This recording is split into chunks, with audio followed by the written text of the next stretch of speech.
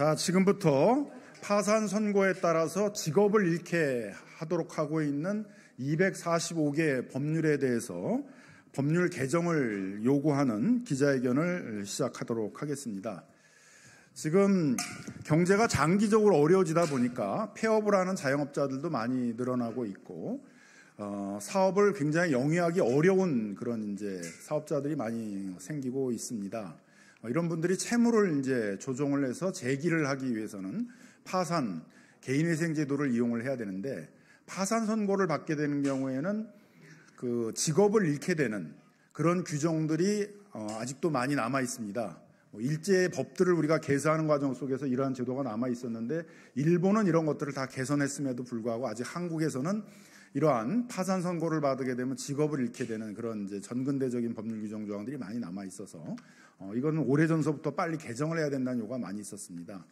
파산과 개인회생 신청이 늘어나는 이 시점에 이러한 파산 선고에 대한 직업을 잃는 것에 대한 부담 때문에 파산 신청을 하지 못하는 많은 그런 과중 채무자들을 위해서 시급하게 이런 법 개정들이 필요하다는 것들을 요구하기 위해서 왔습니다. 법안들은 지금 각 상임위별로 이 개정해야 되는 법률들을 이렇게 나눠서 지금 발의되고 있는데요. 그래서 이 각 상임위별로 법안 발의를 책임지고 있는 의원들께서 같이 해주고 계십니다. 그래서 먼저 의원들을 소개하도록 하겠습니다. 을지로위원회의 박주민 의원님 오셨습니다. 그 다음에 국회 정무위원회 김현정 의원님 오셨습니다. 과방위의 황정화 의원님 오셨습니다. 산자위의 권양엽 의원님 오셨습니다. 산자위의 오세희 의원님 오셨습니다. 기재위의 박홍근 의원님 오셨습니다. 그 다음 법사위의 서영교 의원님 오셨습니다. 그 다음에 교육위의 김문수 의원님 오셨습니다. 그 다음에 농수산위의 이원택 의원님 오셨습니다. 그 다음에 국토위의 염태영 의원님 오셨습니다. 자, 그럼 먼저 오늘 주최를 해주시고 계시는 을지로위원회 위원장 박주민 의원님의 얘기를 먼저 듣도록 하겠습니다. 예, 사람이 살다 보면 살기 어려워질 때가 있고 그런 위기 상황을 극복하기 위해서 빚을 지기도 합니다. 근데 또 때로는 그 빚을 갚을 수조차 없는 상황에 처해지기도 되는데요. 그럴 때 이용하라고 만들어둔 제도가 바로 파산제도입니다. 파산을 통해서 지나치게 무거워서 도저히 갚을 수 없는 빚의 굴레에서 좀 벗어나서 경제적으로 재기하고 또 그 사람은 다시 경제활동을 하면서 우리나라 경제 전반을 뒷받침하게 만드는 그런 구조인 겁니다. 그런데 우리나라는 방금 김남근 의원이 말씀하신 대로 파산 선고를 받게 되면 가질 수 없는 자격과 직업이 굉장히 많습니다.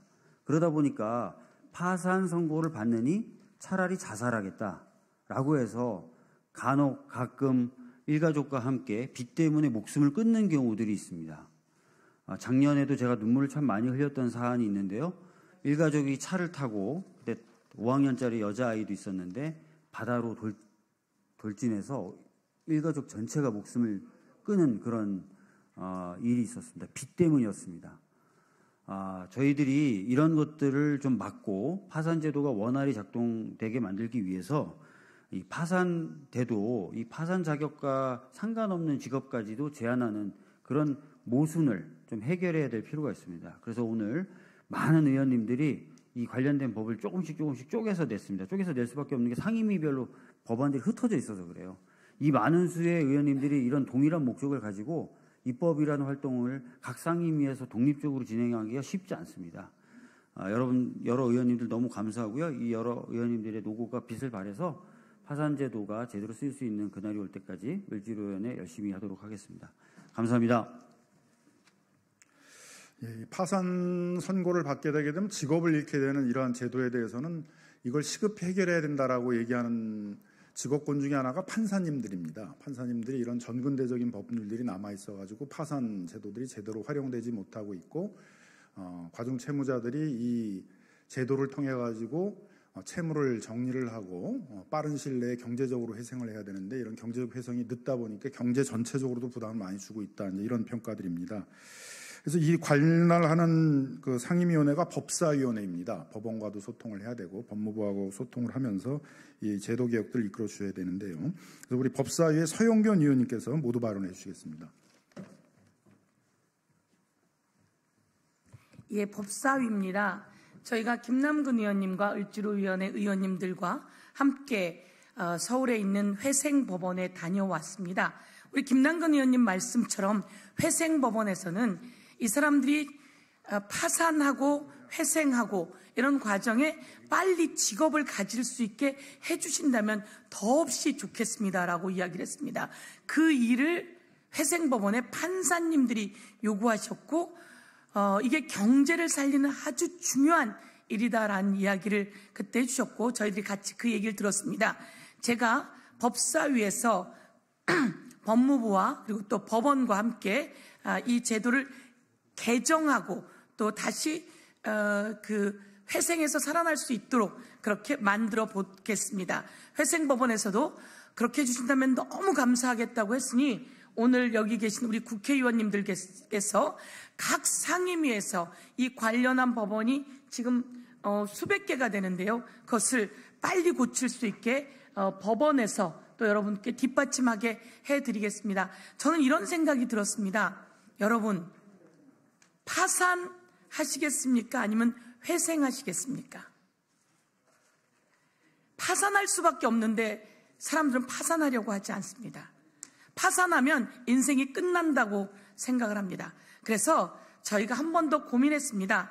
파산이 아니라 파산도 회생도 모두 회생이라고 하고 파산은 전체를 청산해서 끝내는 빚을 끝내는 청산형 회생으로 바꾸고 회생은 분납해서 다시 경제활동을 할 수 있는 변제형 회생. 그래서 파산이라고 하는 이름과 회생이라고 하는 두 가지 굴레가 아니라 모두 다 회생하는 절차입니다.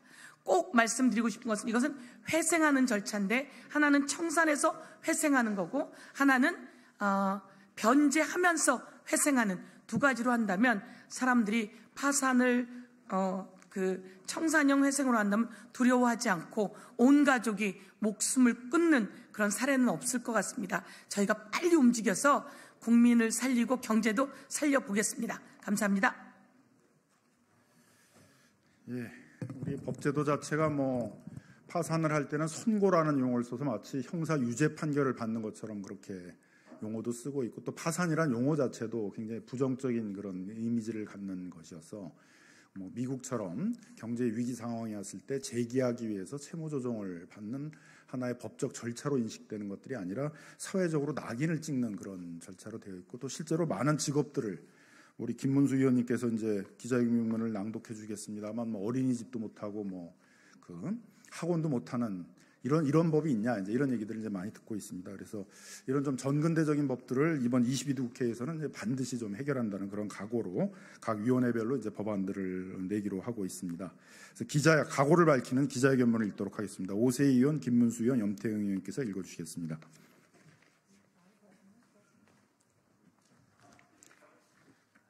네, 산자위원입니다. 권양엽입니다. 산자위원회 오세희 의원님과 함께 이 문제 적극 챙겨나가도록 하겠습니다. 기자회견문 낭독해 드리겠습니다.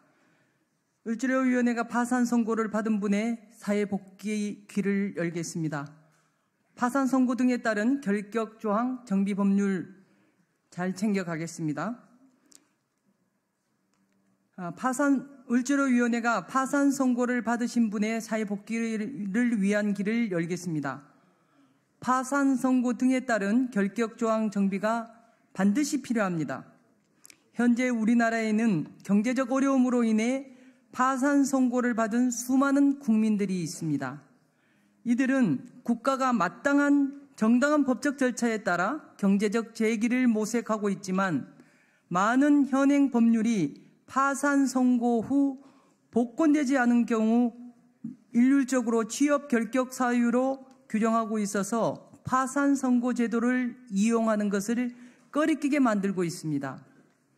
구체적으로는 현행 245개의 법률에 따라 287개의 자격 제한을 받고 있습니다. 이러한 규정은 파산을 불성실하게 하거나 부도덕의 징표를 여기는 잘못된 인식을 조장하며 도산제도의 본래 목적에 반하는 결과를 초래하고 있습니다. 파산은 개인의 실패를 규정하는 제도가 아닌 다시 일어설 수 있는 기회를 제공하는 제도입니다. 그러나 법이 이러한 경제적 재기의 기회를 막고 있다면 우리는 그 목적을 달성할 수 없습니다. 네, 교육위원회 순천갑 김문수 의원입니다. 시민들의 경제적 재출발을 돕는 파산회생제도의 취지에도 맞지 않고 회생 절차, 파산 절차 또는 개인 회생 절차 중에 있다는 이유로 정당한 사유 없이 취업의 제한 또는 해고 등 불이익한 처우를 받지 아니한다고 명시되어 있는 채무자회생법과도 충돌하고 있습니다. 게다가 의사 등 일부 직종은 이미 파산 시 자격 제한을 없애 형평성에도 맞지 않다는 지적도 받고 있습니다. 21대 국회에서는 이러한 결격 사유 규정을 축소하는 입법이 있었고 작은 성과도 있었으나 아직 많은 법률에서 많은 자격 제한을 받고 있습니다. 예, 국토위의 염태영입니다.